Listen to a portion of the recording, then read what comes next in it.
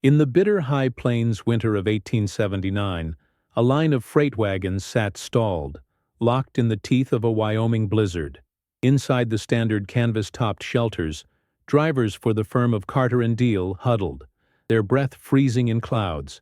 The 12-ounce cotton duck canvas, rigid as iron plate, offered zero thermal protection. It was merely a windbreak, and a poor one at that. Inside Elias Carter's lead wagon, the temperature was 4 degrees Fahrenheit, only 7 degrees warmer than the howling emptiness outside. His men were burning precious cargo, split oak axe handles, just to keep their fingers from blackening. 3 wagons down, however, something was different. Silas Veblen, an independent trader, sat inside his wagon reading a book by the light of a single, calm burning lantern. The air around him was still. There was no frost coating the inside of his cover, no icy drafts. He was comfortable. Veblen's wagon cover, a strange, lumpy-looking thing treated with a dark, tacky oil, was registering 43 degrees Fahrenheit inside. He wasn't even running a stove. This was Veblen's secret, a multi-layered thermal shell that trapped air and defied the cold. What did this quiet Norwegian trader understand about heat transfer that 2 generations of American teamsters had completely missed? The context of this innovation was not academic, it was survival. The 1870s saw a massive expansion of freighting operations across the American West. Railheads in places like Cheyenne, Wyoming, or Bismarck, Dakota Territory, were the end of the line. From there, everything, flour, ammunition, mining equipment, medicine, and whiskey, had to be hauled hundreds of miles by mule or ox train to distant forts, mining camps, and reservations. The dominant technology was the Studebaker or Murphy wagon, a robust vehicle designed for hauling freight, not for human comfort. The book solution for winter travel, as recommended by U.S. Army quartermaster guides and freighting company manuals, was simple: heavy canvas, buffalo robes, and a small, dangerous sheet iron stove.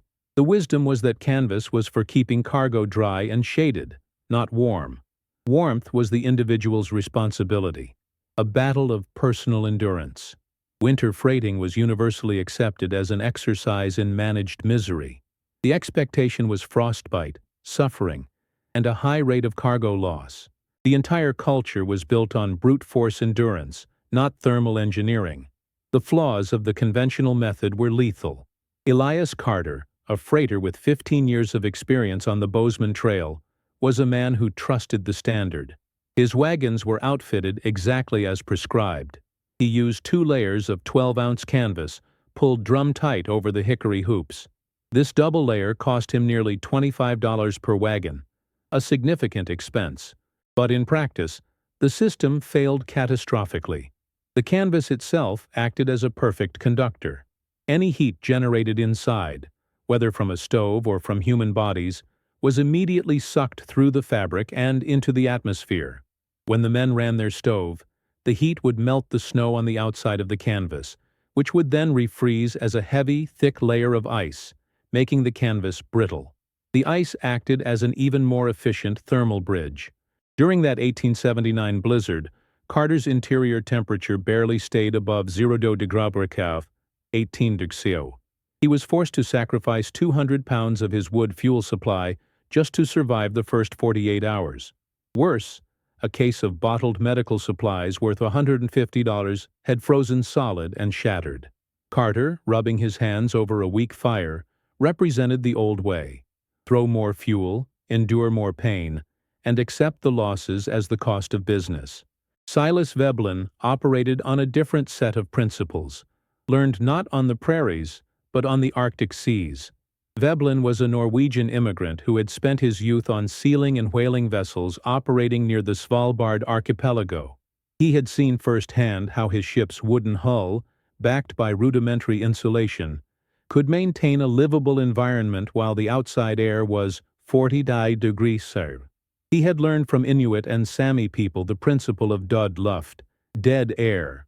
He observed that their clothing wasn't thick, it was layered. They used caribou hides, whose hairs are hollow, to create millions of tiny air pockets. Veblen understood a core concept: It is not the material that insulates, but the air the material traps. He saw American freighters battling the cold with brute force, trying to heat the entire outdoors, and he thought it was madness. When he arrived in Wyoming, he didn't see wagons. He saw poorly designed thermal envelopes. His neighbors, including Carter, watched him build his first wagon cover, packing it with trash. They called it Veblen's lumpy folly, and joked that a strong wind would tear the junk-filled cover right off his wagon. Veblen's first prototype was a systematic application of his maritime and Arctic knowledge, built with the cheapest materials the frontier offered. He started by fastening a light, inexpensive muslin liner to the inside of the wagon's steam-bent hickory hoops, creating a clean inner ceiling. This cost him less than $1. Then, in the 4-inch gap now existing between the inner muslin and the outer shell, he packed his insulation. He didn't use expensive wool blankets. He went to the sheep shearing stations and bought 100 pounds of floor sweepings, raw, uncarded wool, thick with lanolin. That was considered waste. He mixed this with 50 pounds of dry cured prairie grass, which he harvested for free. This lumpy, dense batting filled the entire cavity. For the exterior, he didn't use heavy 12-ounce canvas. He used a lighter 10-ounce duck canvas, but he applied a waterproofing technique from his sailing days, a thick, hot coat of pine tar and linseed oil. The resulting cover was stiff, ugly, and slightly tacky, but it was completely impervious to wind and water. The muslin held the insulation in. The insulation trapped the air. The oiled canvas blocked the wind. The entire system cost him $16, significantly less than Carter's double canvas setup. The conflict between Veblen and Carter was a conflict of physics. Carter's philosophy was force versus nature. He believed in thicker walls, bigger fires, and more canvas. He was fighting a battle of conduction. Every molecule of heat his stove produced was immediately conducted through the canvas and lost. He was trying to overwhelm the cold. Veblen's philosophy was efficiency versus nature. He wasn't trying to generate more heat. He was trying to keep the heat he already had. His system attacked all 3 forms of heat loss. The oiled outer shell stopped convective loss by blocking the wind from penetrating the fibers. The thick, low-density wool and grass batting stopped conductive loss. Heat simply couldn't find an easy path through the millions of trapped air pockets. And the inner muslin liner helped stop radiative heat loss, keeping the warm air from the occupants and cargo from ever touching the cold outer shell. It was a battle of ideas, brute force combustion versus intelligent thermal management. The first validation of Veblen's theory came not during a storm, but from a neutral observer. Traveling with the wagon train was Mr. Albert Finney, an engineer and agent for the U.S. Army Quartermaster Corps. Finney was surveying freight routes and carried a kit of calibrated instruments, including a mercury thermometer and an anemometer. He was skeptical of Veblen's strange-looking wagon, but was intrigued by its claims. On a clear, still night, with the ambient temperature at a stable 15 degrees below, or 9.4 degrees, Finney conducted an experiment. He placed his thermometer inside Carter's lead wagon, which had no stove running. After an hour, the thermometer read 16 degrees. He then placed it inside Veblen's wagon, also unheated. After an hour, it read 34 degrees. The lumpy folly, with no heat source other than the residual warmth of its cargo, was holding an 18-degree differential. Finney noted in his logbook, "The Veblen cover appears to leverage trapped air as an insulator, similar to a hay bale barn. Fuel consumption for heating should be significantly lower." Carter dismissed the reading, claiming the dark, oily cover simply held the sun's heat longer. Veblen's system was, in essence, a 19th-century structural insulated panel. Let us dissect its layers. Layer 1, the interior, was the 080 muslin liner. Its job was to provide a clean cargo space and, crucially, to prevent the occupants from compacting the insulation. It also stopped internal convection, the natural circulation of warm air rising, hitting the cold outer layer, and falling, from eroding the trapped heat. Layer 2 was the structural cavity. The 4-inch space defined by the hickory hoops. This space was the engine of the system. Layer 3 was the insulation itself, 150 pounds of raw wool and dry grass. This was the baffling. The wool fibers and grass stems created a chaotic matrix that trapped air in microscopic pockets, preventing that air from circulating. The natural lanolin in the wool also provided a secondary moisture barrier, resisting the buildup of frost from interior humidity. Layer 4 was the 14-ton oiled canvas shell. This was the system's armor. By making it windproof, Veblen had defeated the primary enemy of winter survival: wind-driven heat loss, or forced convection. He had also avoided thermal bridging. In Carter's wagon, the wooden hoops were directly in contact with both the cold outer air and the warm inner air, acting as heat highways. In Veblen's wagon, the insulation completely surrounded the hoops, isolating them. It was a total system. The true definitive test arrived 3 days later. The sky turned a metallic gray, and the wind began to scream. A full-blown blizzard descended, pinning the wagon train in an open pass. This was the event that would break the conventional system. Temperatures plummeted to 22 degrees 30, with winds gusting to 50 miles per hour. The effective wind chill was a life-threatening 65 degrees. In Elias Carter's wagons, it was a scene of desperation. His double canvas covers were rattling violently, the seams popping. The canvas was so cold it shattered like glass where it flexed. His men were huddled in one wagon, burning a stove so hot the metal glowed red, yet the temperature 3 feet away from the stove was still below freezing. They were consuming fuel at a rate of 30 pounds per hour. They were surviving, but just barely. Meanwhile, Mr. Finney had moved his operations into Silas Veblen's wagon. Veblen lit his small potbelly stove, using only small scraps of cottonwood. The stove required only 5 pounds of fuel per hour to maintain a stable, comfortable and draft-free interior temperature of 61 degrees 16 degrees. The outside of his cover was coated in a thick layer of snow, which wasn't melting, proof that no heat was escaping.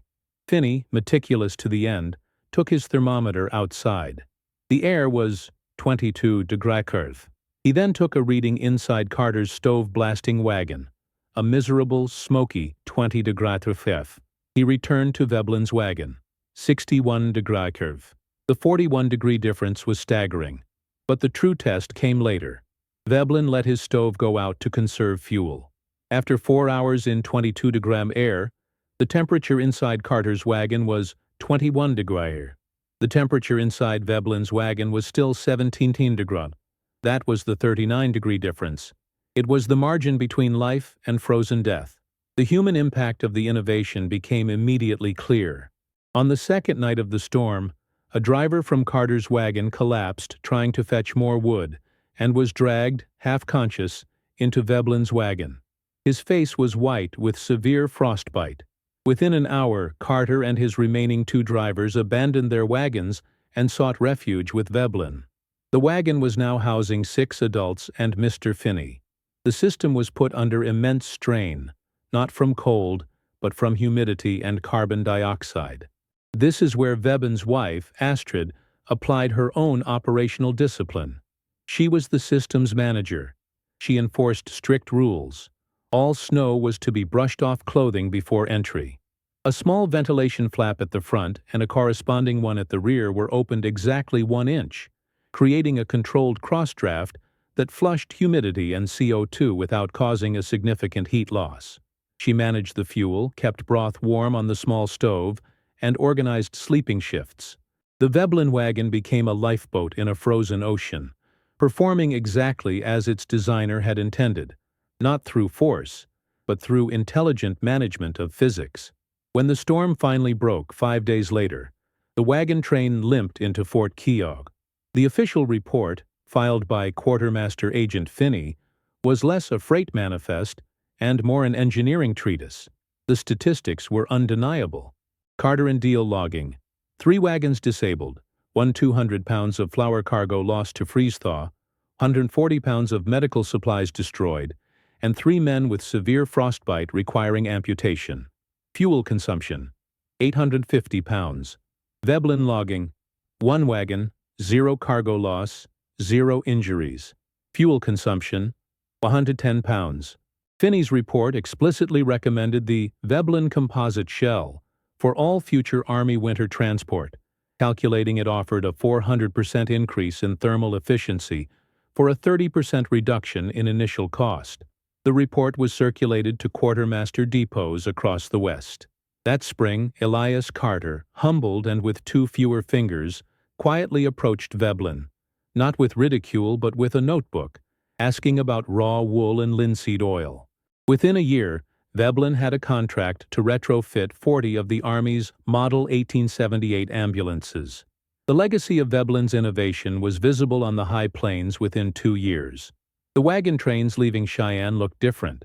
The bright white canvas covers were gone, replaced by duller, darker, and slightly lumpier tops that bore the telltale sheen of Veblen's oil and tar waterproofing.